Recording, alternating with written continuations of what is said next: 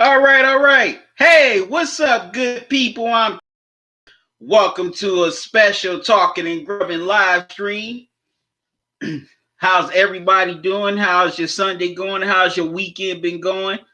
Hope everyone's weekend and Sunday has been good. My Sunday's been pretty much all right. As we all know, man, it's been such an eventful week here well, not just in this country, but across the world. You know, a lot of us saw via media or social media the the callous, heartless, brutal, cowardly murder of George Floyd out in Minneapolis by, you know, the vile, racist sack of shit police officer Derek Chauvin. And his death has caused a lot of uprisings here. Well, across the country, in Minnesota, Atlanta, Louisville, LA, Chicago. Also, yesterday they rioted in my city, Cleveland. They did massive uprising in the downtown area, breaking windows, also looting. They through the window out of the broke a window out of the Justice Center. That's the courthouse here in Cleveland. They also have done uprisings in Cincinnati as well as Columbus the last couple of days as well. So this has been a big powder keg that's just exploded. So as you come on in, make sure you hit the like button. Also, I want to know your comments on this whole George Floyd situation. Intelligent Psycho, what's up, man? How you doing? You said, what's good, QC? I've been watching people pissed off and outraged over George Floyd, rightfully so. Intelligent Psycho, has anything, happened in Indianapolis? So, here tonight, we're going to talk about the various athletes who've, taken to social media and spoken out over this tragedy, such as LeBron James, Steve Kerr. Timothy Rice, what's up, man? How you doing? Thanks for joining me. You said, I'm in Chicago. It's up. Yeah, I heard about, people doing uprising in Chicago. Yeah, I've heard stories about people uprising in Chicago. Like I just mentioned a few minutes ago, people did uprising here in downtown Cleveland yesterday. But here in Cleveland, actually the cops kind of initiated that whole thing, because I saw the video footage on Twitter. They marched up to the Justice Center, like I said, which is the courthouse here in Cleveland, to protest. And, for no reason at all, the cops just threw tear gas at them. They didn't even put one hand on the cops. Okay, Timothy Wright, you said, yeah, they're going crazy. Intelligent Cycle, you say, yeah, people have been protested outside the government office in Indiana over this incident. Timothy Rice, you said it's the police, though. Yeah, a lot of this has been egged on by cops. And Intelligent Psycho, man, down in Columbus the other day, they did some damage to the state capitol.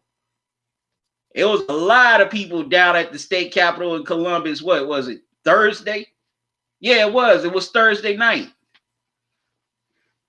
This has just been a big powder keg that we've all been standing on. It's just exploded. A lot of people are very upset. A lot of people are frustrated. Overall, this police brutality that's going on across the country over the last, just over the years in general, excuse me. But the recent year, the most recent ones, we had Breonna Taylor, down in Louisville. People did uprising in Louisville. Also, even though it wasn't the police, we also had the Ahmaud Arbery murder down in Georgia, A lot of people in Georgia is still upset over that. Okay, Charger Cycle, you said, what's your thoughts on Lil Wayne saying we should stop blaming the police and blaming ourselves? Lil Wayne need to sit his weasel looking ass down somewhere. Shoot, he been drinking way too much lean. Like, come on. George Floyd did not cause his own death, okay? He didn't. He did not cause his own death. And also, and I was just talking with my brother about this before I came on here. That store owner should have settled that whole counterfeit $20 bill between him and George Floyd. He gave him another bill. The cops didn't have to be involved in that. They definitely did not have to be involved. Because who knows where Floyd had gotten the $20 bill from. Maybe he might have gotten it from another establishment, and they didn't know that they had a counterfeit bill. You know? And also, I would have another question for Lil Wayne. Should Taylor be blamed for her murder? Should Kenneth Walker be blamed for, defending himself in his own house? Because let's keep it real, those cops burst through his door. They didn't announce themselves as police, and they were also plain clothes. So 9 times out of 10, if I saw some dudes, bust into my house plain clothes, and they don't announce themselves as cops, I'm going to think they're intruders too.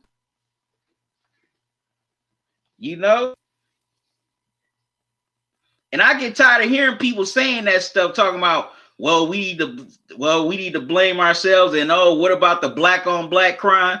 First of all, okay, yes, we need to address the issues in our community. I ain't ignoring that. But one thing doesn't have nothing to do with the other, okay? Because let's keep it real. They've been doing this even when, quote unquote, black on black crime didn't exist. I hate that term anyway, because we're not the only race that does crime against each other. Crime is about proximity, okay? You do crime to those who you're closest to. White people, most of their crime, white crime, they're the victims of other white people. Same with Asians, same with, the Latin community, Arab community, so on and so forth. That's like me saying that, well, since white people take the most, lead in opioid cases, they all deserve the OD. And that's not true.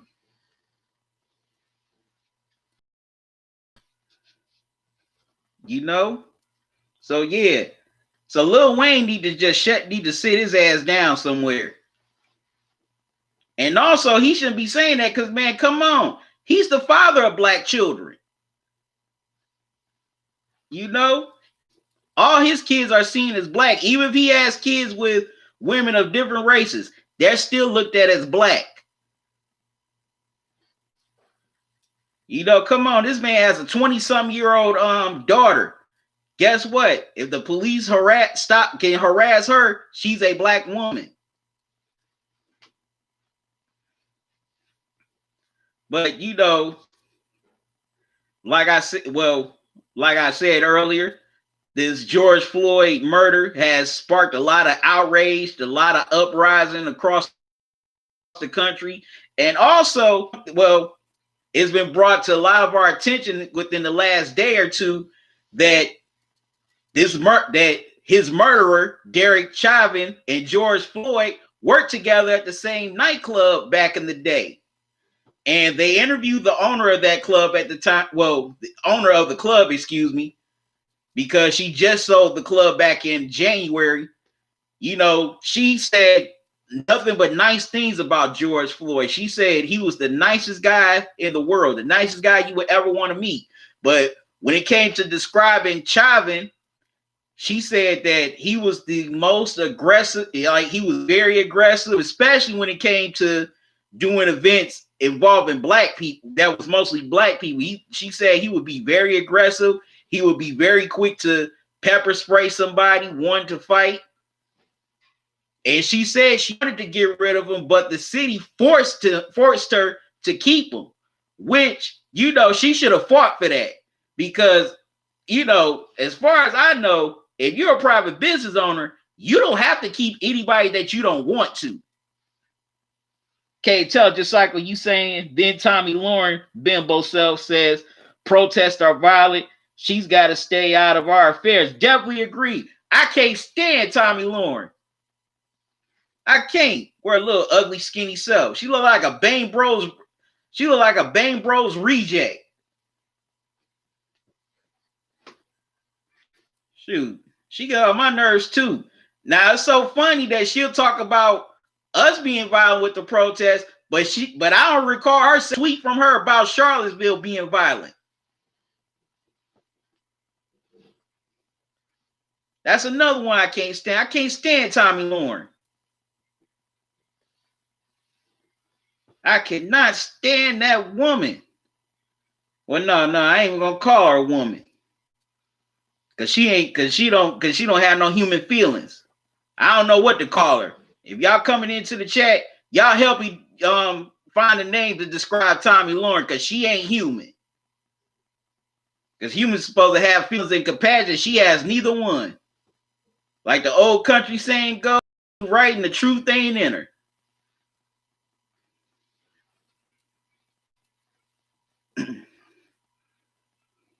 No, I messed that up. My mistake. No, Tommy Lauren's a lie and the truth ain't in her.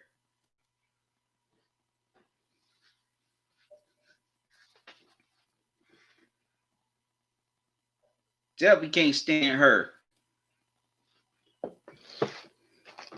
I'm gonna get into the main subject here in a little bit. About various athletes speaking out about the George Floyd murder, such as LeBron James, who's always been vocal on, most social issues. My one criticism I have of LeBron, is that he could have been more outspoken on Tamir Rice.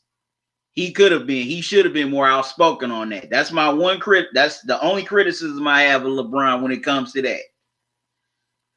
But other athletes have spoken out. Of course, Colin Kaepernick, he's spoken out about George Floyd.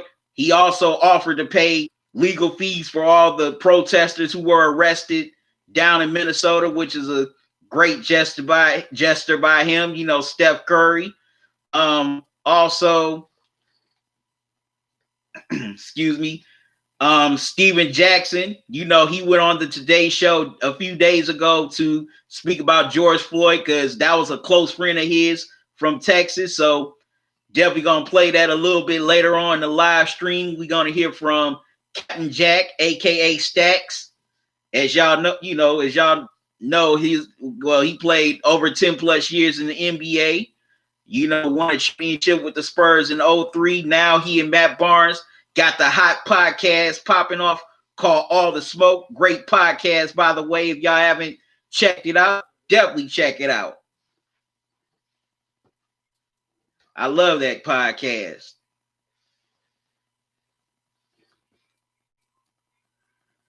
But at first I was initially gonna do a video about this, but I decided to just do it live stream because I can connect here with y'all. And Intelligent Psycho, he had asked my feelings about the whole George Floyd situation in a response to one of my videos. The reason why it took me so long to talk about this, because I was just so hurt and upset seeing that video. I was, man. It's like we were watching a modern day lynching play out over the internet. Instead of a black man being hung with a noose, this time it was a cop's knee on his neck, cutting off his air supply.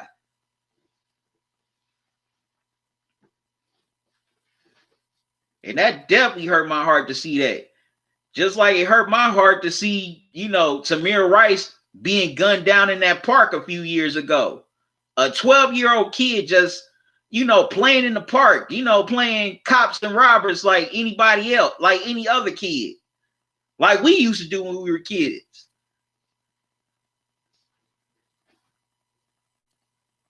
And in a matter of seconds, he was gunned down. And I'm gonna get in on my city for a second. Man, Cleveland does have his issues with it does. Back in 2014, 2015, a couple, they were murdered, because of cops firing 100+ shots at them in the East Cleveland area when they were not supposed to, chase them into East Cleveland, because there's a law now in Cleveland where cops can only chase suspects, in a certain radius. If they go into the suburbs, then they have to notify that police department and they have to continue to chase. But Cleveland police continued to chase. They, blocked them into a parking lot, and one of the cops just kept on firing shots that ultimately killed that man and that woman. He was found not guilty, of course. Also, there was a black woman who had some mental health issues, and she was strangled to death by cops. They didn't charge her either. So Cleveland definitely has his issues with police brutality, just like, y'all cities have issues with police brutality.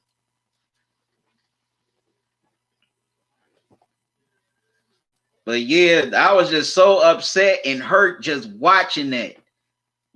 This man just begging for life, trying to fight for his life.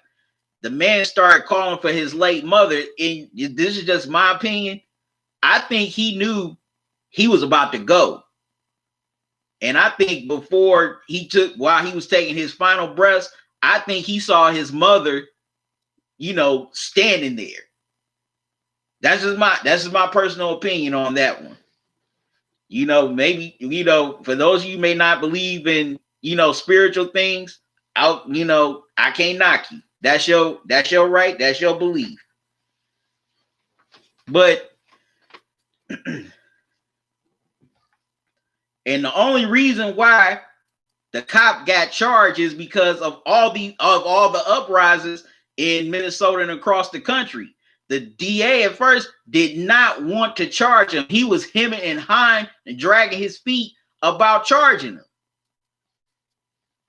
When it was plain as day with all the video that he didn't resist arrest, he didn't fight with the cop, and the cop did put his knee, cops, excuse me, there was more than, Chauvin murder his ass. But he did resist none of the officers. He complied. And, Chauvin blatantly just put his knee on his neck.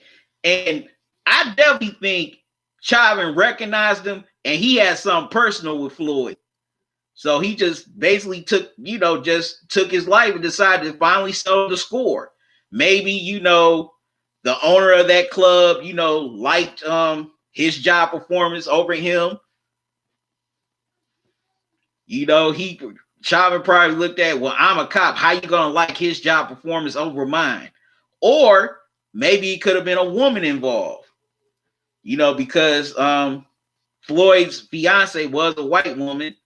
Maybe he didn't like the fact that, white women gravitated towards Mr. Floyd, or it may have been a certain woman, whether she may have been an employee or a regular patron at the club that, liked George Floyd, and Derek Chauvin was upset, over the fact that the woman liked Floyd better than him.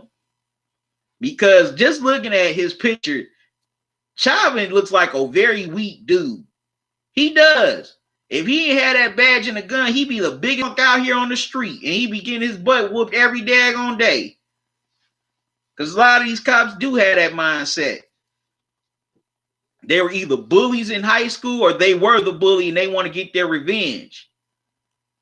Okay, as y'all coming into the live stream, make sure you hit the like button. Also, leave your comments in the chat on this whole George Floyd thing, and also how do you feel about athletes speaking out on, as well as other social issues. And also for those of you that are new to the channel, welcome. Just make sure it's not your last. Subscribe to the channel. Click that notification bell. Also, click all so you don't miss any new videos or upcoming live streams from me. Okay, Intelligence Cycle, you said the Minneapolis department should be questioning Derek Chauvin. Also those cops only charged with third-degree murder. Well, actually, only Chauvin got charged with third-degree murder. The other cops have been fired. But those other cops need to be charged because they were an accessory to murder. You know, they didn't try to intervene to stop him from, pulling himself off of Mr. Floyd. The Asian cop, turns out that was his brother-in-law because he was, his sister was married to him. Now she just filed for divorce papers. Let's keep it real. She trying to basically, secure the bag. Okay. She knows she's going to get something from that pension or, excuse me. She's either getting that pension or, she's looking at his pension or something. She's trying to secure that divorce bag. But she knew what 9 times out of 10, she knew what kind of dude she was when she first hooked up with him. She knew what he was on. She knew that he was a damn racist. She knew he was a straight up racist. But like I said, all the cops that were there on that scene need to be charged. Now, I know they can't get them all on third-degree murder, but they should at least be charged with accessory or, excuse me, or just something, because they definitely contribute to that man's death because they didn't stop it. They didn't intervene. They didn't even try to attempt to pull him off of George Floyd. They just stood there and watched. So they definitely need to be charged with something, because they're just as guilty as he is. And that third-degree murder charge is very weak. Now, yeah, they also did hit him with manslaughter, because if they can't get him on murder, they can get him on manslaughter. But that third-degree murder charge is very weak. That's a first-degree murder charge, because he knew what he was doing when he put his knee on George Floyd's neck. He had the intent to kill him. He had planned it right then and there as soon as he saw him. And he can't go to the I fear for my life or the he was resisting, because one, when he put his knee on Floyd's neck, Floyd was already in handcuffs. So he definitely can't go to the I fear for my life.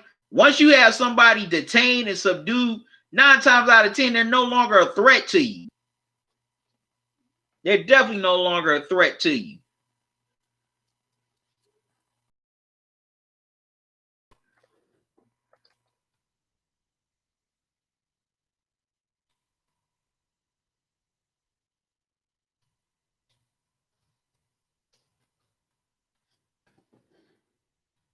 Okay, so now, as I said at the beginning,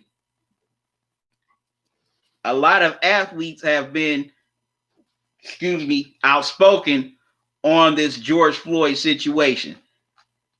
And I'm about to read some of it right now. And I'm about to start with Colin Kaepernick. This is from Twitter, and I quote, "When civility leads to death, revolting is the only logical reaction. The cries for peace will rain down, and when they do, they will land on deaf ears, because your violence has brought this resistance. We have the right to fight back. Rest in power, George Floyd." Wow, powerful words from Kaepernick. Very powerful words from Colin Kaepernick, which is true. This is very true. A lot of people, man, we've been pretty civil for the most part through these past police brutality killings, with the exception of some places. They did the uprising in Ferguson over Michael Brown. They also did the uprising in Baltimore a couple of years ago with Freddie Gray. But for the most part, we have been civil in the past. So now, people are saw George Floyd being choked to death here on video. A lot of people are just so upset. Like Martin Luther King said, a riot is the language of the unheard. Now, they don't never, ever, ever put out that Martin Luther King quote because they feel that's too radical. Because let's keep it real. Martin Luther King was becoming that the last few years of his life.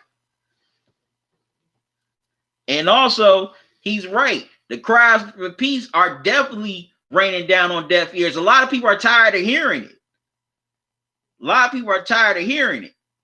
real people. I'm talking about the real people that, really care about George Floyd and police brutality, because a lot of those people who are doing all the looting in these cities, most of them are agent provocateurs. They're agitators. And some of them are undercover cops. Yes, some of them are undercover cops. For example, in Minneapolis, they showed footage of a cop breaking out a window of McDonald's. Just breaking it out. Now, at first, people didn't know his name, but people on Twitter, did some detective work, some journalistic research. They found his name and put him on blast all over Twitter. And if I'm the owner of that McDonald's, I'm suing the Minneapolis Police Department and the Fraternal Order of Police. Okay? Because he caused damage to my store. Not the protesters, not even the looters. He did. So I hope that owner does go after him. Okay, let's see here. Okay, we also, LeBron James tweeted out, "White in America love us too. Hashtag head high and stay strong. Hashtag we all we got." In the response to George Floyd's murder. Okay, also Michael Jordan put out a statement. Read that in a little bit.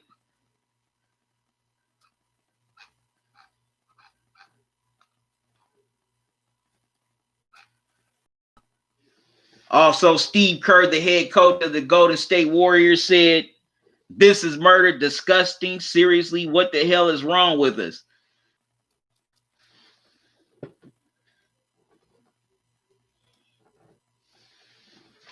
So shout out to Steve Kerr. Can't tell Cycle, you said, yeah, Chavin is one of them guys that was one of the bullies or was getting bullied through high school. Definitely. Just looking at him, he just gives off that vibe that he was either bullying people or he was one of the bullies. I definitely get that vibe when I look at his pictures. And you also said, okay, this is Kaepernick's point why he took a knee in 2016. He warned us on how much silence leads to direct violent acts. That's true. Colin Kaepernick was trying to warn people when he took that knee, but a lot of people didn't listen. They wanted to make it about the military. They wanted to make it about that national anthem and that damn flag. And let's keep it real. Give a shit about that flag or that anthem or the military. A lot of them don't. Because, when the NFL protest was at its height, now the Cleveland Browns, they all kneeled in prayer during a preseason game, and a lot of Browns fans gave them flack for that. And also, on Fox 8 News Twitter page, that's the Fox affiliate here in Cleveland, black veteran was responding to the news, to veterans,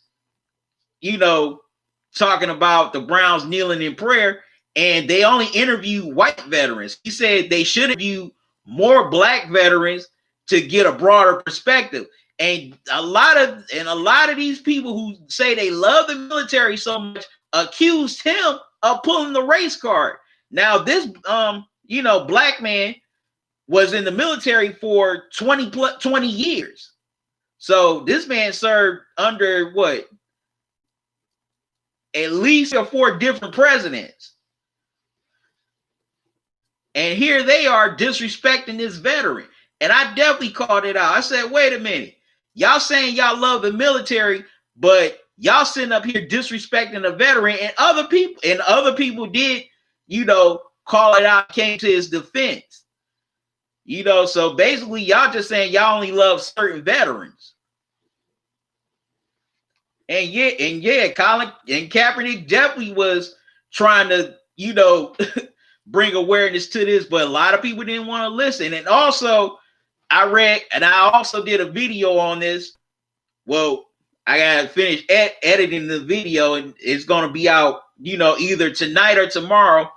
Joe Lockhart, who's the ex VP of communications for the NFL, wrote an opinion piece on CNN.com that was published yesterday. He said that NFL teams did not want to sign Colin Kaepernick because it was a bad business risk. As a matter of fact, he also mentioned in his article that he talked to one NFL executive. He said if they would have signed Kaepernick, they would have lost at least 20% of their season ticket holder base. And you know what?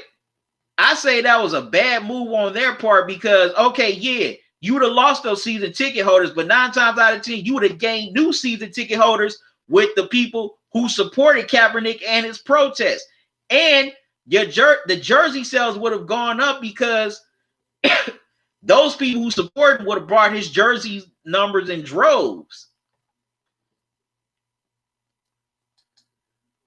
Okay, like LeBron. Okay, I want to talk about LeBron's tweet a little bit. You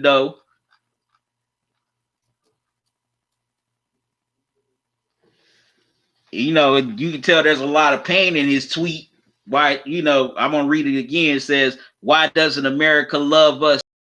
Hashtag head high and stay strong. Hashtag we all we got.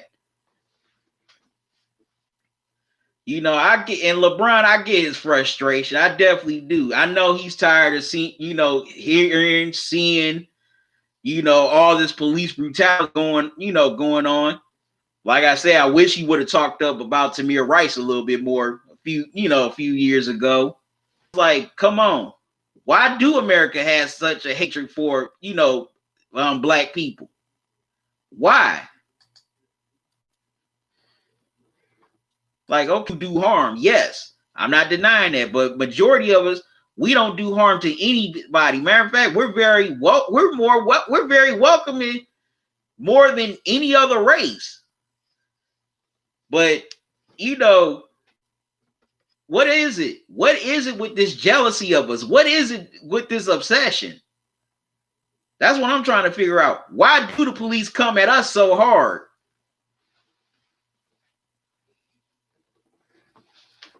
Why? That's a question I've been constantly asking myself.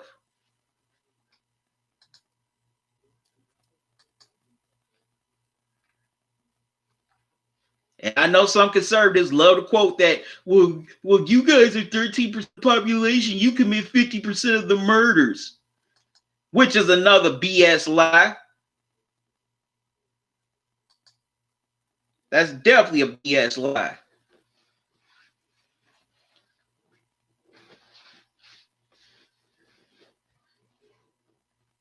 That's definitely a BS lie. Most black people are in prison because of non-violent offenses. Thanks to, stuff like the 94 crime bill. And I know a lot of people only want to focus on that 94 crime bill, but guess what? We got to go back further than that 94 crime bill. We got to go back to the drug bill that Reagan approved in 86. We also got to go back to Bush's war on drugs as well. We got to go back to that.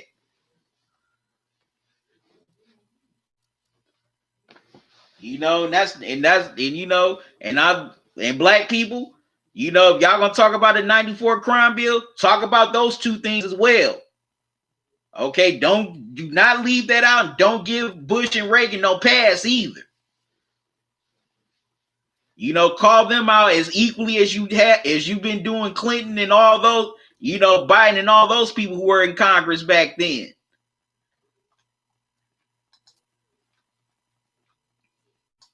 Let me get this. Let me find Steph Curry's post about George Floyd. Excuse me. Then we definitely gonna get to Stack's a clip of Stack's interview with the Today Show as he was talking about reminiscing about his friend George Floyd.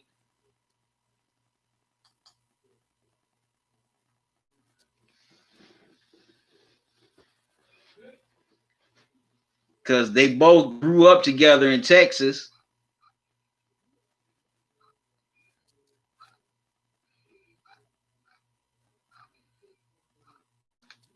I'm trying to find Steph's post.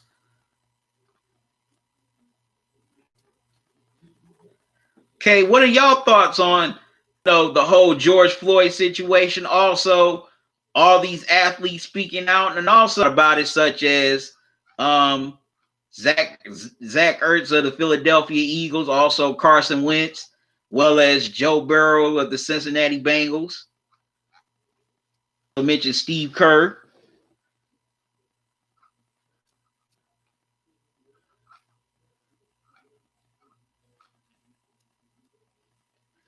And also Jalen Rose, put out the hashtag I can't breathe, that was tragically that was Eric Gardner's last words before he was suffocated to death by, and in a way this is similar to that. This is kind of I Can't Breathe Part 2 with George Floyd.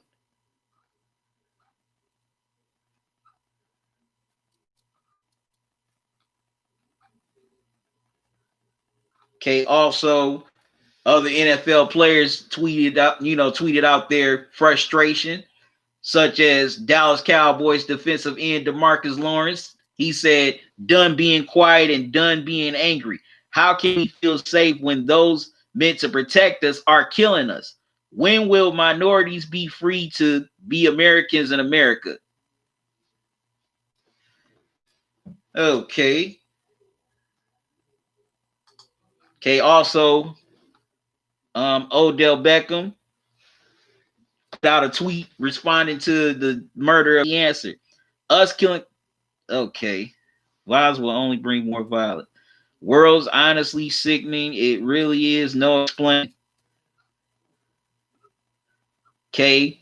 NBA Hall of Famer Magic Johnson tweeted out George Floyd was clearly murdered by a Minneapolis police officer. How many times do we have to see black men killed on national television? This has been going on for entirely too long. We need to start seeing black people as human beings and not animals on the street. Great tweet by Magic. Definitely a great tweet because, as you all know, Magic was definitely lived through the 92 LA riots due to the fact that the 4 cops were acquitted of, the savage beating of the late Rodney King. And they definitely had a 4 or 5 day uprising all through, South Central LA. So this is definitely a great tweet by Magic. And a lot of us definitely agree with that. This has definitely been going on too long, and especially now with social media, we're seeing more of these police brutality cases play out more than ever, especially these cops killing, unarmed black people.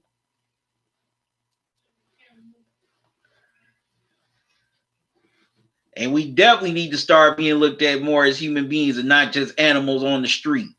Because when this happens, they love to try to dig up, that person's past.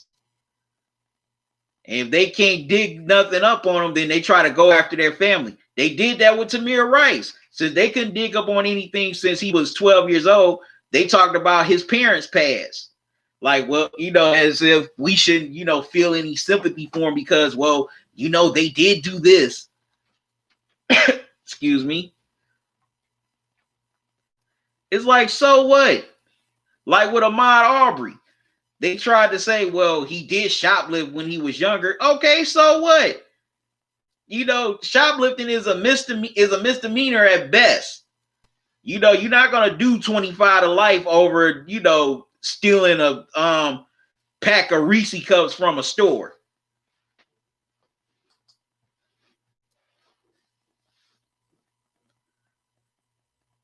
But then some of these other folks that do crimes, you know, y'all still want to make them still like the most redeeming people in the world. Like some of these mass shooters, you know, they say nothing but great things about them.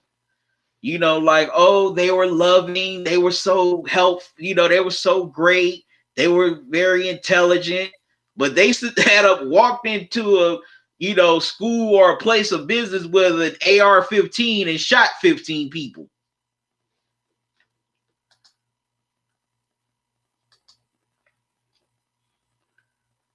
And they always definitely try to dirty up the victim. They definitely try to dirty up the victim. Matter of fact, I'm trying to think, whose channel did I see this on last night? Kimberly Frazier, you know, shout out to her. You know, she's an Ohioan like me. She's from Cincinnati. And, you know, she was talking about a report that George Floyd had a sex tape floating out there. It's like, okay, so, you know, I haven't seen it. I just heard about it. But what does that have to do with anything? Maybe that might have been something between, you know, him and his girlfriend at the time, you know, doing something spontaneous to keep the fire going in the relationship.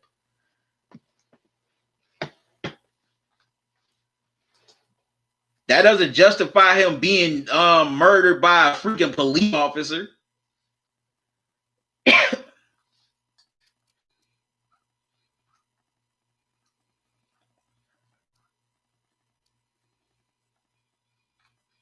Okay, also, you know, Dwayne Wade, you know, put out a tweet. But I like this one from Trae Young from the Atlanta Hawks. He said, "We won't be silent." He also put out a Martin Luther King quote that said, "Our quote unquote begin to the day we become silent about things that matter," which is very true. Which is definitely very true. And for all the you know, other races, white people, Hispanic people, Asian people, whatever, if you say you're not racist, then guess what? Speak out on this stuff. Speak out on this stuff. You call this type of stuff out. Because if you don't and you stay silent, you're basically saying you're complying with it. You're okay with what's going on. You know, I have a saying, silence is compliance. And you definitely can't be silent on things that matter. But this, you know, tragedy has just sparked a bunch of outrage, a lot of reaction, you know, all across, not just across America, but also across the world. You know, a lot of people overseas are having protests right now.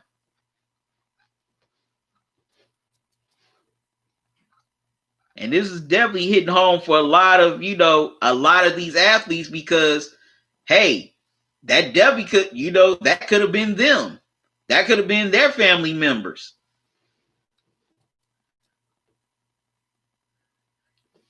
Here's another good tweet. This is by Cameron Jordan of the New Orleans Saints.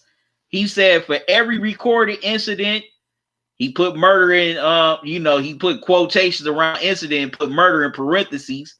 How many get swept under the table when not recorded? When people don't have emotional and overwhelming outburst reactions to an American dying by what's supposed to be a body of governing forces that's sworn to protect and serve. That's a great one by Cameron Jordan.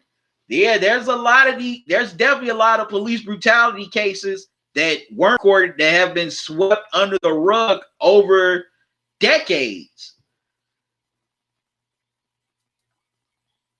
Definitely a lot of and also, and even with them being recorded with these body cameras, these dash cams, they still find a way to get off, or the doesn't want to indict them. You know, the prosecutor just wants to pass the buck because, one, they're so biased towards these cops because they work with them and meet with them that, you know, they don't want to prosecute them because they feel, well, you know, I need them. I work with them. You know, they help me build cases to put people in jail. And I definitely think that, you know, when it comes to these police doing these murders, I don't think the local DAs or prosecutors should be involved. They need to have that state's attorney general prosecuting that case. In my personal opinion.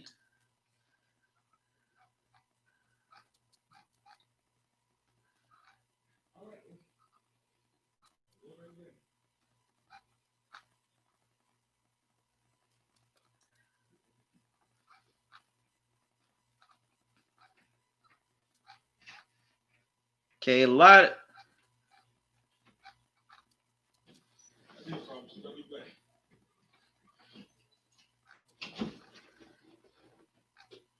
I'm still trying to find Steph Curry's social media post.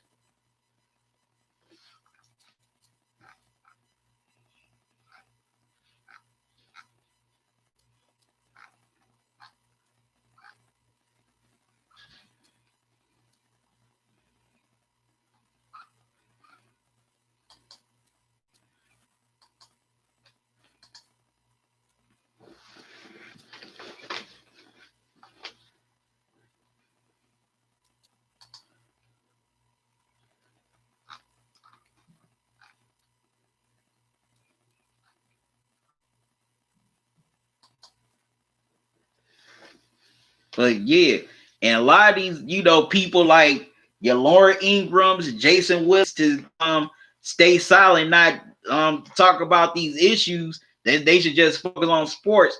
Y'all need to just, you know what? Y'all just need to sit y'all asses down and shut the hell up. Especially people like Laura Ingraham, you know, who told LeBron a few years ago to just shut up and dribble. It's funny you told him that, but you sit up and support a guy who was a failed businessman and is a bad. Trump can't being a reality TV star, right? And you gonna tell LeBron to shut dribble?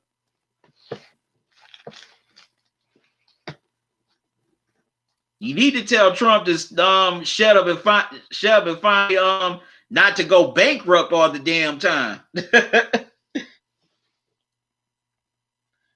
Tell Josico, prime example, the Micah Johnson situation down in Dallas, how newscasts in Dallas were propping up the officers saying that they're good, you know, sworn utmost law-abiding citizens. Oh yeah, I remember that. And also, it came out a little bit later, and they were trying to sweep this under the rug, that one of the officers had ties to a white supremacist group.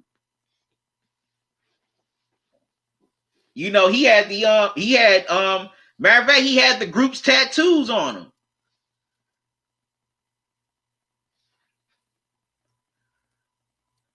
But yeah, you know, these cities definitely gonna have to find a way to get control of this police brutality, because if they don't, then this is gonna happen in, you know, intelligence cycle. Another Micah Johnson may pop up somewhere on down the line, or Christopher Dorner.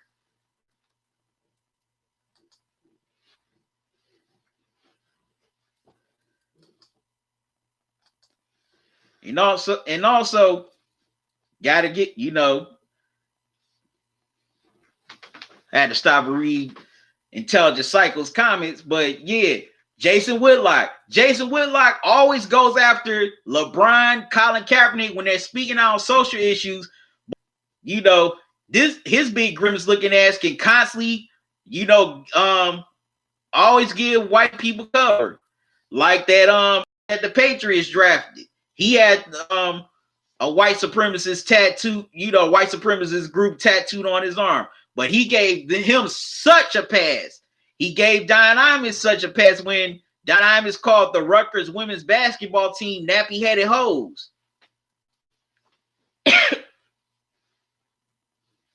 And no, I'm sure.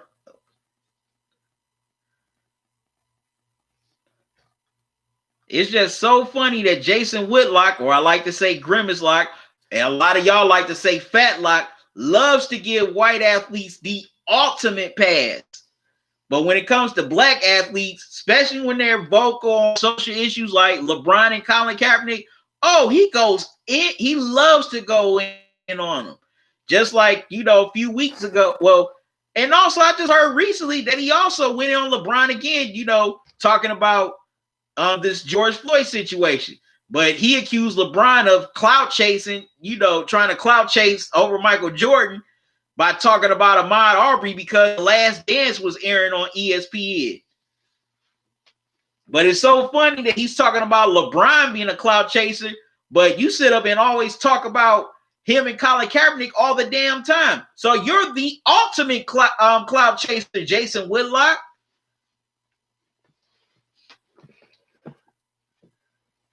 And Jason Whitlock loves to pick on black people because one, he's too damn fat. Secondly, he played college football. He never got into the NFL. He has that pissed off jock syndrome. Him and Stephen A. Smith have that pissed off jock syndrome. He's bad that he never got the chance to play professional sports. Also, he's definitely more jealous that they make more money than him, and they can, they've earned the right to be outspoken. But Jason Whitlock was on ESPN for 20 years, and guess what? They never gave his ass a show. I mean, come on. Michael Smith and Jameel Hill, and I got issues with Jameel Hill, they were not that known at ESPN at the time, and they managed to get a show over him. So Jason Whitlock, man, he's just a bitter, hateful dude.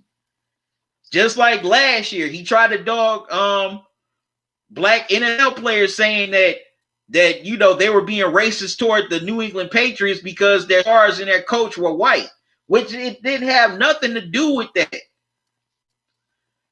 Excuse me.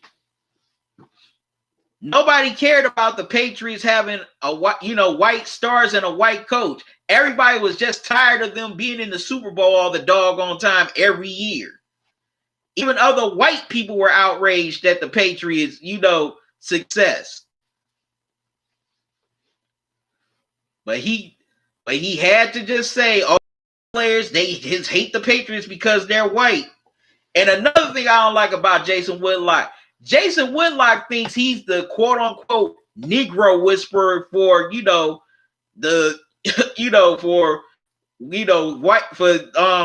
the white right wingers. He does. He definitely just has black people down to a science. Matter of fact, last year, when Myles Garrett, Mason Rudolph brawl happened, the first thing he said, oh, well, Myles Garrett's in for street cred. Like, what? Come on. Myles Garrett is, writes poetry, studies, he's into dinosaurs, he's into history. What the hell is he going to try to chase street cred for? And who is he trying to get street cred with?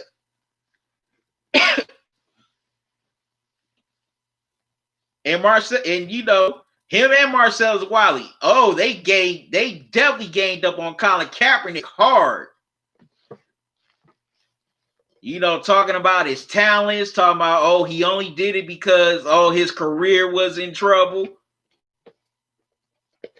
And Marcellus Wiley had to come with the BS talking about how, oh, he isn't black. He's not really black. He didn't come from the hood. He's from Wisconsin. Let me tell you something. And you know what? And if you're from the coast, if you're from New York, Philly, LA, watch what, if y'all from the East Coast or the West Coast, if you watch this live stream or you watch the playback, I ain't talking about all of y'all, but it seems like a lot of you East Coast, West Coast folks think that, if you're not from those regions, you ain't about that life, that y'all regions are the only regions in the freaking world that's that's about that life. Let me tell you something, man. There's rough parts of every region, okay? Just because you from the damn hoods of the East Coast and the West Coast does not mean you the toughest MFO on the block, okay? Heck, there's some folks here in Cleveland that's tougher than some of y'all. And other parts of the Midwest.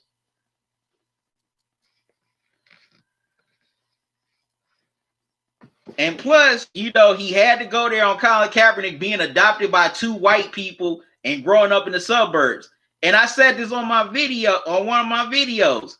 You don't think that his family suffered scrutiny and hell because they had a child that did not look like them or their other kids? You didn't think that neighbors didn't say racist things about them or Colin Kaepernick?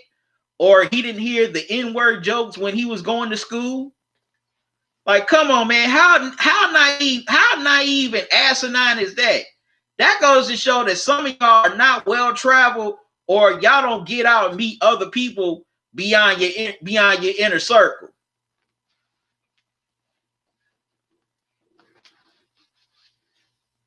And also, I can sit up and say, well, Marcellus, you ain't really black because look, you and your family sitting up living in the suburbs instead of Compton, where you grew up. Says he loves to yell about he's from Compton so much.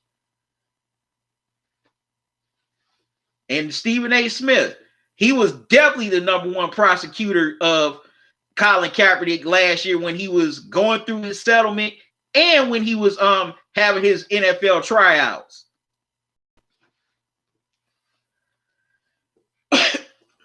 Almost every day on First Take, he threw that man under the bus.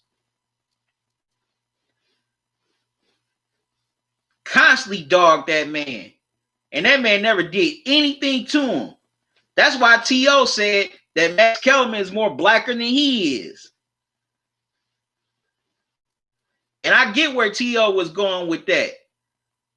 He's basically saying, like, come on. Max sitting up here defending Colin Kaepernick, and he's, a Jewish man, but here you are, a black man sitting up throwing him under the bus every day on your platform. But man, I went off on a tangent. I had to just get that off my chest. I'm sorry, y'all. Had to just get that off my chest. This has been on my mind and in my heart for a while, so finally got that out. But you know what?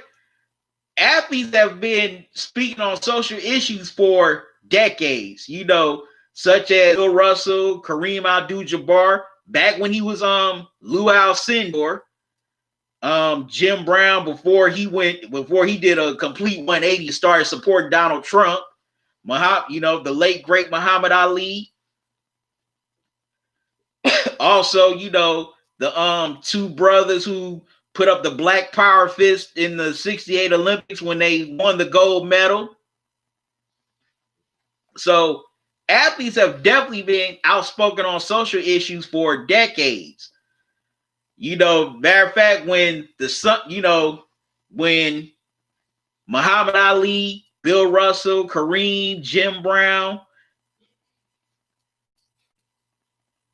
and all of them, at the summit back in the 60s, and a lot of people don't know that summit took place here in Cleveland as they were, trying to, speaking out for Ali because he refused to partake in the Vietnam War because of his Muslim beliefs, and he didn't want to go over there to, kill other poor people that didn't do anything to him. And, back then, it was very unpopular to be that outspoken on social issues. Bill Russell, he went through his hell playing in Boston. Muhammad Ali definitely went through hell, refusing not his lifetime, especially the later years in his life when he got sick. When he was in his prime and when he was, up and about, They hated Muhammad Ali. They dogged that man. They dogged that man constantly, like it was nothing.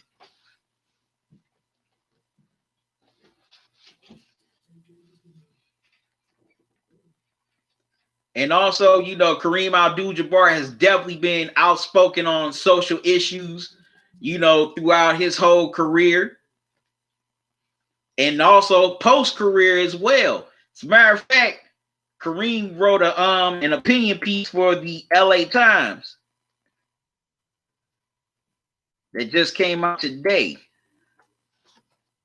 You can find, talking about George Floyd and all the uprising.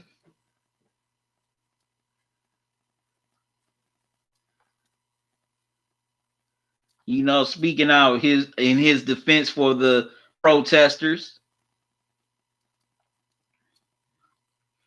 Let me find his op-ed for the LA Times.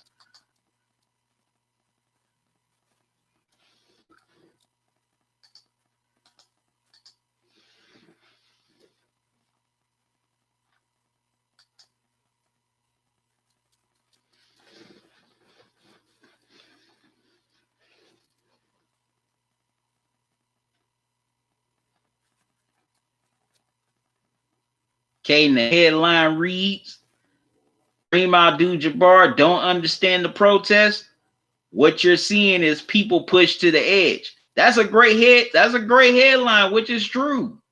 A lot of people are pushed to the edge. This is Kareem's op-ed from the LA Times, published yesterday. My mistake, because it says May 30th, so it was published yesterday. Okay, I'm gonna read a little bit from the his op-ed.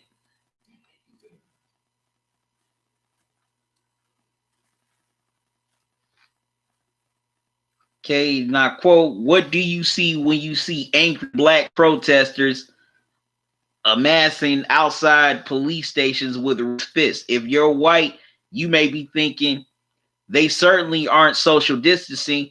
Then you notice the black faces looting Target and you think, well, that just hurts their cause. Then you see the police station on fire and you wag your finger saying that's putting the cause backward. You're not wrong, but you're not right either. The black community is used to the institution racism, inherited education, the justice system, and jobs. And even though we do all the conventional things to raise public and political awareness, write articulate and insightful pieces in the Atlantic, explain the continued devastation on CNN, support candidates who promise change. That was very good. That's definitely very true words written by Kareem. And it's so funny that that the same people that's criticizing the protesters out here protesting for George, talking about they're not practicing social distancing, but a few weeks ago these alt-right militias were carrying AK-47s and AR-15s in state houses and being right in the police faces, not wearing any masks. They weren't practicing any social distancing, but the cops didn't want with them. And they're protesting over the most trivial shit, such as I can't get a haircut.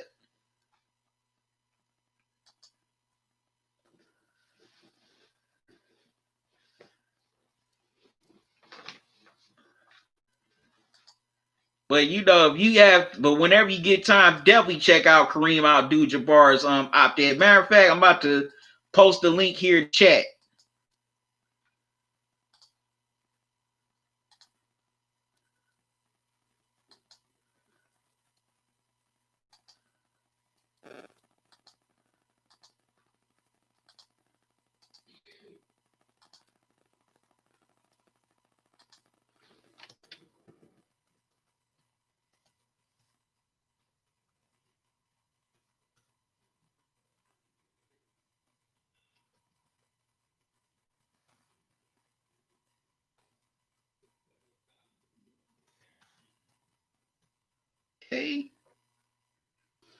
Okay, that's the opinion piece Kareem put out in the LA Times yesterday.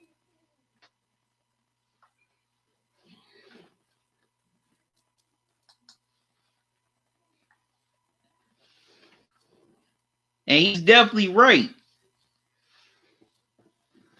That, a lot of people are sitting up, wagging their fingers, being critical of the protesters all over the country. But y'all didn't keep that same energy for, the set up our uprising and rebellion and just vent their frustration. They're everything but a child of God. Worst of the worst. And he's right. The black community is definitely used to the institutional racism, on jobs and in the justice system, etc.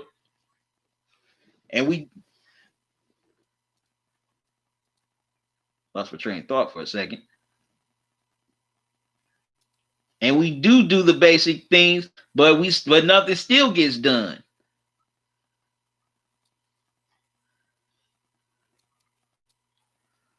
And here's another thing that's true. He said, yes, protests are often used as an excuse for some to take advantage, just as when fans celebrate a hometown sports team's championship, burn cars and destroy storefronts. I don't want to see stores looted or even buildings burned. But African Americans have been living in a burning building for many years, choking on the smoke as the flames burn closer and closer. Racism in America is the dust in the air. It seems invisible, even if you're choking on it. Until you let the sun in, then you see it's everywhere. As long as we keep shining that light, we have a chance of cleaning it wherever it lands. But we have to stay vigilant because it's always still in the air. Definitely. That's a very poetic paragraph written by Kareem. People are talking about people rioting, doing the loot, all the looting, here with these protests, which is done by outside agitators. And guess what? A lot of those people are not black. A lot of non-black people are responsible for that damage. But it's funny how the media doesn't cover people going around rioting when their favorite team wins or loses a championship. I mean, look at Kentucky a few years ago. They went wild because the Wildcats lost the NCAA tournament. And a couple of years ago, after the Eagles won the Super Bowl, a lot of people in Philly were just tearing up stuff all over the city. But the media didn't really cover it, or if they did, they tried to downplay it. And and even Kareem says that he doesn't want to see, stores being looted or buildings being burned. But black people have been living in a burdened building for a long time under racism, segregation, also police brutality. So, y'all want to talk about just certain businesses being burned, but y'all been putting us in these burning buildings for a long time.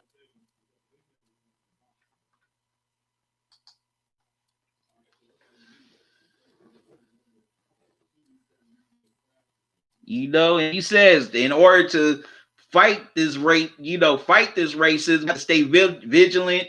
We got to stay on. We got to, be proactive instead of reactive.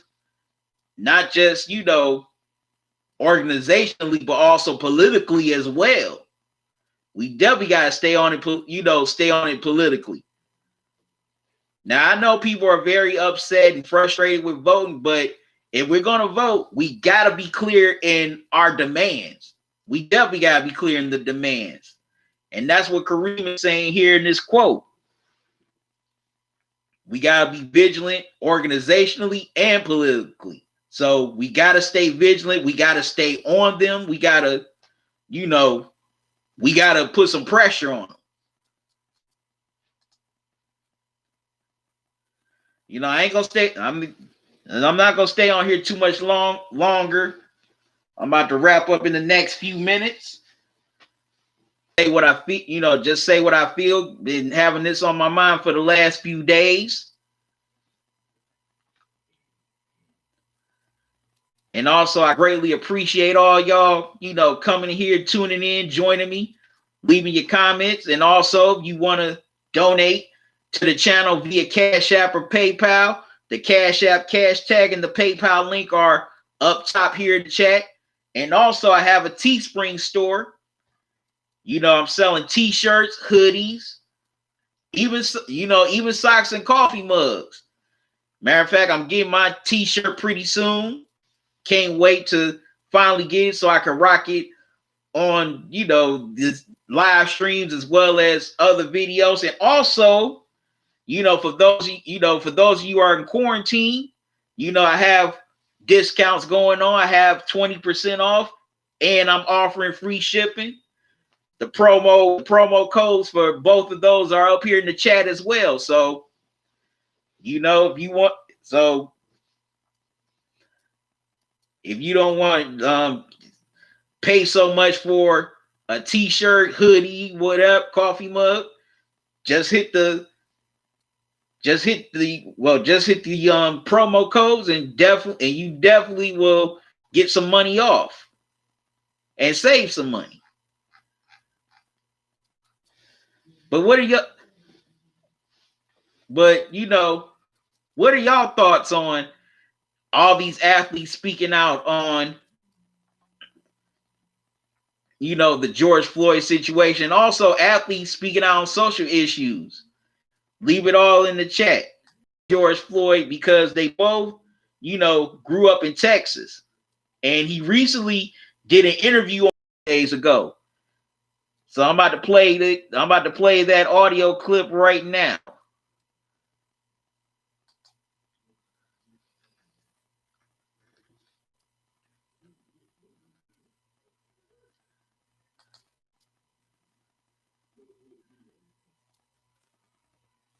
Protests in Minneapolis turned overnight following the death of a black man in police custody. They started outside the police precinct, not far from where 46-year-old George Floyd died.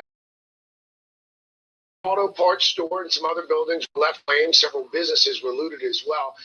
From Monday's incident shows that police officer kneeling on Floyd's neck for about 8 minutes as he pleads for help. This morning, the city's mayor is calling for that officer's arrest. 4 officers involved have fired. We are joined now by former NBA star Stephen Jackson. He was lifelong friends with George Floyd, and Stephen, of course, spent about 14 seasons in the NBA. Stephen, good morning to you, sir. Good morning. You as your twin. I know you grew up in Houston together. What was he like? What was your friendship like? We was introduced to a mutual friend that's passed by, that's down. Rest in peace to him. But once we saw each other, the first question we asked, "Who your daddy? Who your daddy?" And it went from there. We always hung together. Every time I went to Houston, it was my first stop to stop and pick him up and see what he was in CUNY Homes. And what's killing me the most about this whole thing is, being a professional athlete, so many people abuse your friendship and your kindness, and he was one of those guys that genuinely supported me. He didn't call unless he really needed it, and you don't have many that genuinely support you without any motives, and Floyd was that guy. How did you find out what had happened, Steve? My girlfriend's mom is from Minnesota, and we talk about this type of things, and she sent me videos all the time. So I was actually asleep on the couch with my daughter, and she sent me and I looked at the video, and I was thinking it's just another video that she's sending me, another black. Seth Cochran, what's up, man? How you doing? Yeah, it's been a while, man. How you been, man? Matter of fact, how are you and your family doing through this whole quarantine? And I jumped up, screamed, scared my daughter, almost broke my hand, punch and stuff, because I was so mad. Because I'm the type of guy, I'm get mad at a poor. How's everything going? How's everything going with you? So let alone my best friend on TV for the world to see get killed over. And also, has any protests going on in your city over George Floyd? One of the things that struck me about that video, Stephen, is you hear him actually cry out for his mother. I did not realize that his mom had actually passed away 2 years ago. When you saw that, hey, let me run this back a little bit. Y'all may not have heard Captain Jack. She sent me videos all the time. She was actually asleep on the couch with my daughter. And she sent me and I looked at the video, and I was thinking it's just another video that she's sending me, another black man getting murdered by the police. And I didn't really pay attention to it. As I clicked out of the message, I had 50 messages, and I clicked up, screamed, scared my daughter, almost broke my hand, punch and stuff, because I was so mad. Because I'm the type of guy, I get mad and I get into a full face of tears when I see a homeless man on the street that I can't help. So let alone my best friend on TV for the world to see getting killed over a fraud charge or a fake $20 bill, it just destroyed me, and I haven't been the same since I seen it. One of the things that struck me about that video, Stephen, is hearing actually cry out for his mother. I did not realize that his mom had actually passed away 2 years ago. When you saw that, when you heard that, what did you think? It hurt, man. It hurt because I knew that was a cry for help. I'm a black man, and unless we know something is wrong in our life, out for his kids. It's just tough to see. His kids had to see that. I was talking to his daughter's mother yesterday, and the whole time I'm talking to her, the daughter is screaming. She has to see this. The whole world has to see this, and she has to do this for the rest of her life. It's just not right, man. His 6-year-old daughter. Stephen, you wrote something on Instagram that caught my attention last night. You wrote that you two both have something else in common now in his death. You wrote that both of your names will live forever. How will George's name live forever? A lot of police brutality has gone on. They have kids, black young men have died. George Floyd's name will be remembered because we're going to get change. Change is going to start with George Floyd. We're going to get change. This is not right. Some kind of way we have to figure this out, man, because you don't want America, you don't want us putting the you on you. And I mean that by saying you don't want the people that you've been brutalizing, the people that you've been treating like trash, you don't want them to turn around and do that on you. And that's why America is so scared of us. We're not going to do that. We come from a place of love. Every post on my Instagram, I post love to all who have love for all with fist emojis from every color, from every race. Because I told someone from every race that I love them, and I mean it from the bottom of my heart. I did business with someone from every race and been successful and told them I appreciate them and meant that from the bottom of my heart, and vice versa. But before I let you go, I want to ask you about the protesters. We saw our second night last night. Protests appeared to turn violent at one point.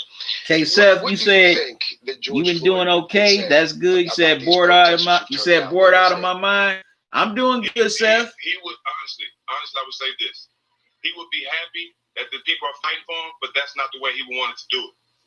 He wants the people that's responsible for. We'll ride and see a homeless person, and if we can't do nothing for him, we'll get emotional. So this is not what Floyd would want. Floyd would want everybody standing together and fighting for justice, and that's it. He's not the type of person to promote violence, stuff like that. He used to baptize people. So this is what we're saying right now. This is not what Floyd would want. Stephen Jackson, I appreciate your time this morning, brother. Thank you. Thank you so much.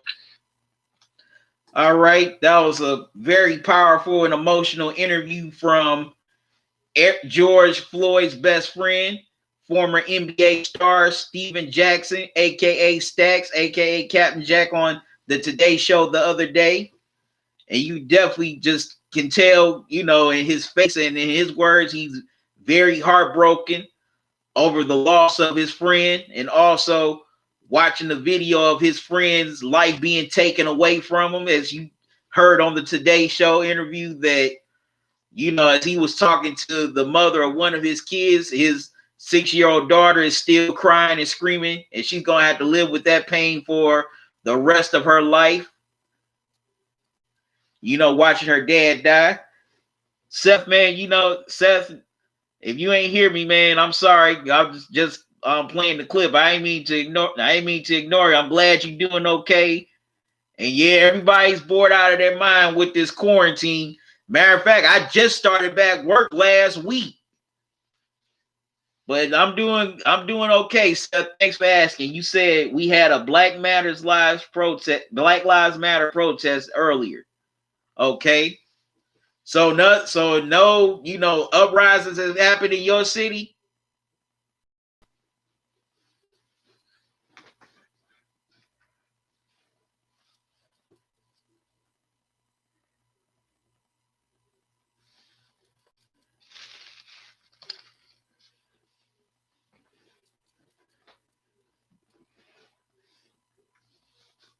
But man, that's just, I definitely feel for Steven Jackson. Watching that happen to his best friend, just watching his best friend being, murdered, especially his death is being played all over the internet.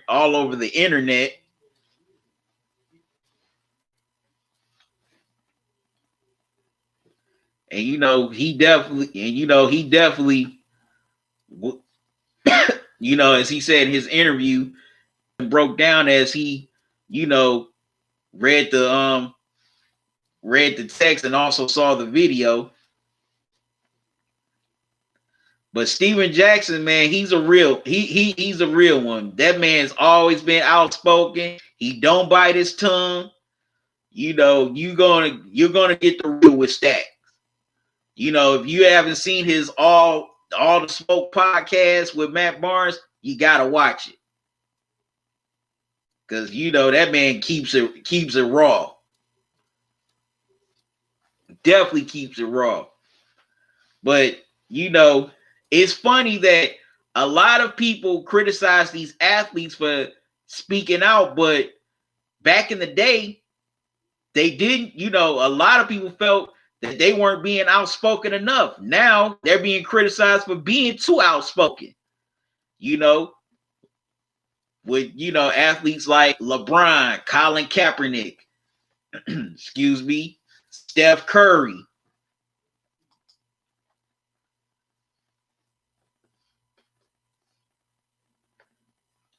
Because a lot of people were used to the athletes of the, because after, Kareem was about the only outspoken athlete during the, 80s and during 80s. And also the big stars in the 80s and the 90s, such as Michael Jordan, Larry Bird, Magic Johnson. A lot of them were not outspoken on social issues because it was a more conservative time back then. And all they cared about was just playing the game and making money.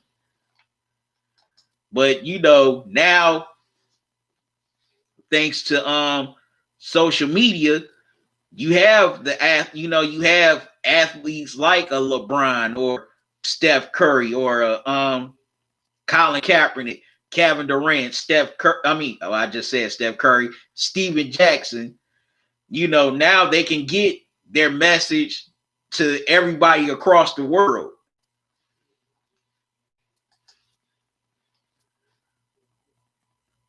And also, definitely got to give the NBA credit for letting their players be more outspoken than the NFL. The NBA definitely learned their mistakes from basically whiteballing their athletes who won, I want to say, their first matter of fact, let me be sure.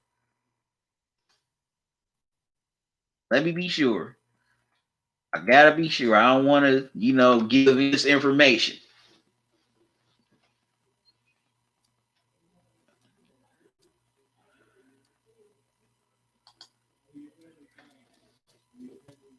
Okay, after the Bulls won their second NBA title, Craig Hodges went to the White House wearing a dashiki to talk to George H.W. Bush about, his frustration with how, poor people and minorities were being treated. And basically, he ended up being, exiled out of the NBA behind that. It's like no team, wanted to sign Craig Hodges. Craig Hodges, in a way, was the Colin Kaepernick of his day. Now, he wasn't a big, he didn't have the platform that Colin Kaepernick had, and he didn't have the star level, the notoriety that Colin Kaepernick had, but you could definitely tell that Craig Hodges was basically kicked out of the NBA behind that, behind that whole thing, because come on, with his 3-point shooting and his veteran leadership, he definitely could have been a piece for any contender at that time, and nobody signed him. And also another reason why they exiled him out the NBA, because he filed a lawsuit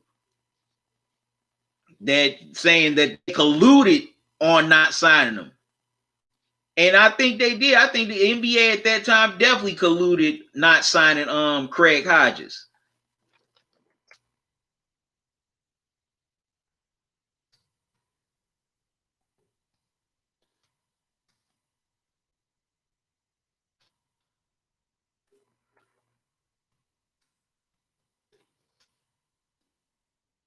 And also another one that got, exiled from the NBA. He was a Muslim back in the mid 90s. He was a Muslim, and during the national anthem, he was praying. Okay, I have his name is Muhammad Abdul Rauf. I hope I said his name right.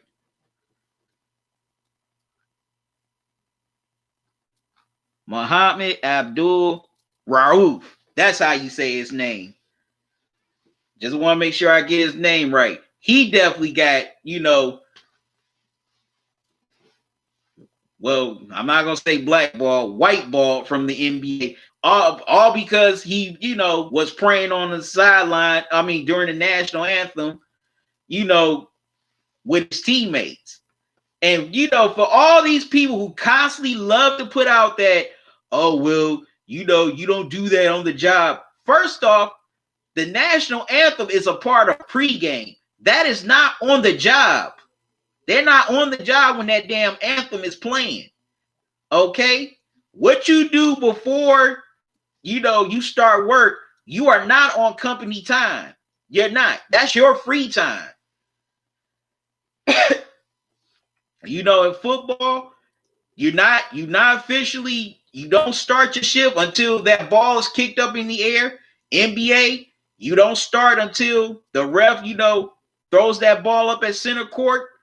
And whoever gets the opening tap, that starts the game. Same with baseball. You don't start work until that first pitch is thrown. So these players, whatever they do on their own free, or whatever they do in pregame, that's their time. I mean, come on. You have players always doing warm-ups. Whether they're practicing shots or pitches or hits, or, field goal kickers practicing kicks.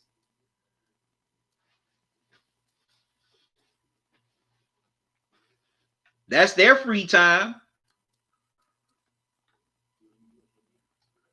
So I'm getting tired of hearing that, well, they can't protest on the job. First of all, they're not on the job. They're in the facility, but they're not on the job technically. Once you do, once your shift starts, then you're on the job. But anything before that, you are not on the job and you are not on company time. Anything you do before you start your shift for time.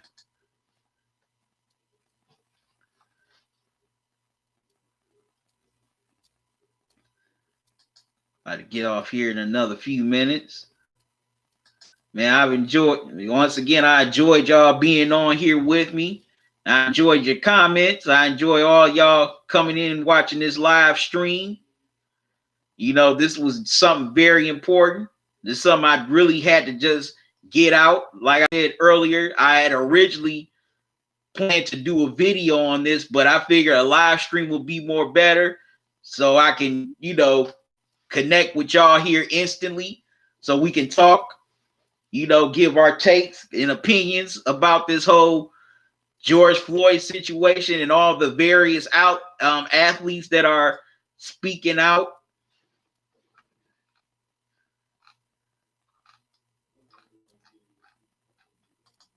Okay, and also Michael Jordan put out a statement. I'm gonna read a little bit of that.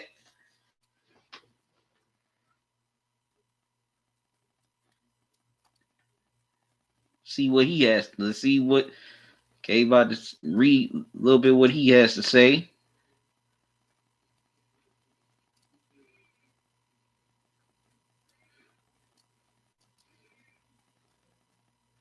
Okay, he says, I'm deeply saddened, truly pained and plain angry. I see and feel everyone's pain, outrage, and frustration.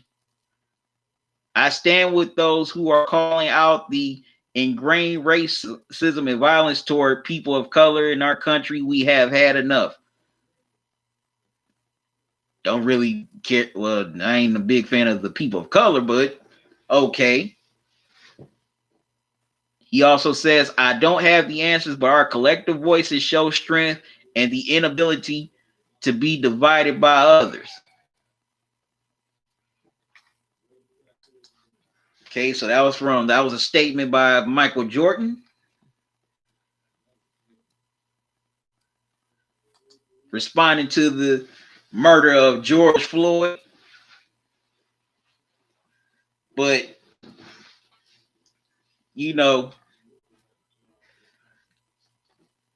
now it's good that it's good now that a lot of these athletes today are more vocal on social issues than a lot of their predecessors. A lot of their predecessors back then, with the exception of your Muhammad Ali, Bill Russell, Kareem Abdul-Jabbar, they were the most outspoken athletes. But a lot of these athletes back then, all they cared about was playing the game and making their money. Plus, it was there were very conservative times back then. If you would have said something out of the way, out of the box, then they would have been dragged all through the media. Luckily, a lot of these athletes didn't play in the social media, in the social media era, because if they did, they would get chewed up even worse now. But now that these athletes do have social media like Twitter, Instagram, Facebook, Snapchat, Periscope, etc., now they can get their message, whatever they're feeling, good or bad, to the whole world. They could definitely speak out on social issues, whatever issues they feel passionate about. And also, all you people who constantly tell these athletes to shut up, to not speak on social issues, to stick to sports. Last time I checked, aren't these athletes citizens just like anybody else? Don't they have their First Amendment rights?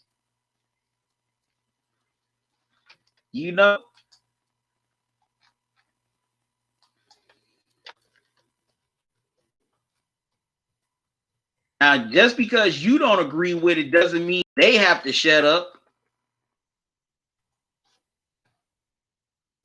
Because a lot of people who said, dog LeBron for speaking out on social issues and speaking out about the whole Ahmaud Arbery thing, they're only mad because he's speaking out on politics they don't agree with.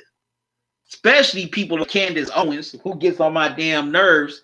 Like, not only she went at him for speaking out on it, but she also, talked about the man's intellect, talking about you'll never be on the same level of Joby in their intellect. Like, if you don't sit your ugly ET, just for me, dark and lovely, knee nails down somewhere, sitting up with that background on Fox News looking like a bootleg 1980 Sears photo. I can't stand Candace Owens because she always does that. You know what? Winston Churchill said it best, and I got this quote up right here about free speech. And I quote, some people's idea of free speech is that they are free to say what they like, but if anyone says anything back, that's an outrage. It was true back when Winston Churchill said it, and it's true, and it's more true now. It's true now more than ever. And as a matter of fact, if he were to say this in the social media era, they would drag him. And that's true, and that's definitely true. Anything that people have disagreements with, oh, they just drag them, they dog them, they question their intellect. They always want to deflect and deny. And that's what it's about with why people go hard at athletes like LeBron and Colin Kaepernick, because they talk about politics that they don't agree with. If say purpose of conversation, if they were standing up, if Colin Kaepernick would have been kneeling for feminist rights, Colin Kaepernick would have had multiple jobs in the NFL by now. Same with LeBron. If he was talking about feminist rights and all that, he would be loved a whole lot more. But since they're talking about rights for their people, they're the worst of the worst. They don't know anything. They're idiots. But when you have you have folks like James Woods, who ain't who ain't had a hit movie in since God knows when, saying all kinds of outlandish stuff on Twitter. I'm surprised they haven't shut down his account yet. I'm still surprised by that. But and another thing, I'm not looking for them to be any leaders or anything. Or I'm not asking them to say, well, you just want them to care about you, because I had somebody say that to me on on a comic section to my dude Too Raw for TV's channel. Shout out to him. If y'all haven't subscribed to his channel, make sure you do, man. That man gives great content. But people say, well, you think LeBron cares about you when he doesn't. Well, he only cares about himself in his pockets. I said, but some of y'all are the same people who will praise Trump at a drop of the hat, and Trump don't care about y'all. You can say what you want about LeBron as a basketball player, but at least he's trying to better his community with, the I Promise Foundation, the school he started out in Akron. People love to dog that. Well, and I give props also to cats like Jalen Rose and Steve Smith for starting their schools in the Detroit area. But when it comes to LeBron, he didn't pay for that school. Nike paid for it. He didn't pay for that school. I said those are the ones who are just so damn influenced by the Jason Whitlocks of the world.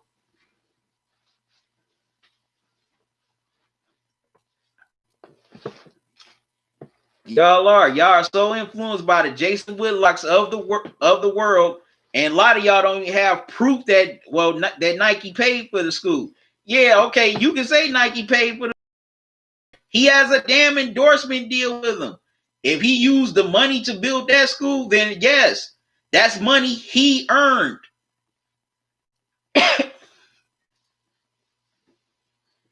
Now, if he was sitting up spending his money on BS like, cars and exotic animals, then y'all be dogging him, talking about he's an idiot, he's stupid. He ended up somehow losing all that money. Y'all be saying he's the dumbest person in the world because he shouldn't have spent all that money on that material stuff. But since he's using his money to try to help his community, he's the worst thing in the world. And that goes to show that we are just such a backwards society now. Like, okay, we'll love athletes who get in trouble or say and do the dumb shit, but we dog athletes who are actually trying to help, at least trying to help their communities. It seemed like down is up and up is down. Okay, I'm seeing y'all coming into the live stream. Make sure you hit the like button. Also, leave your comments on this whole George Floyd situation, or athletes being involved in your issues here in the chat. I'm only going to be on here for a few more minutes.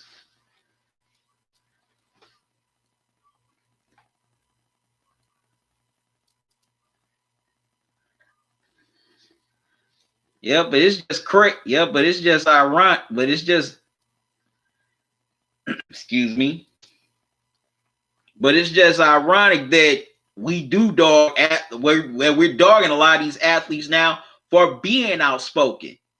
Now, you know, luckily, Bill Russell, Kareem, and Muhammad Ali, were not, doing their thing here in this era, because I know they got a lot of crap, back in the day from the media and the fans. Imagine if those fans and media 50, 60 years ago had social media back then. Oh, they would get it a lot worse. They would have gotten it a lot worse through social media back in those times, instead of just, fan mail and just the, print and TV press. They definitely would have gotten it a lot worse if they were, playing in their respective sports today. Excuse me.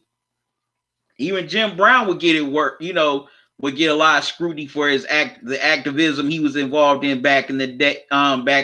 If he were playing today.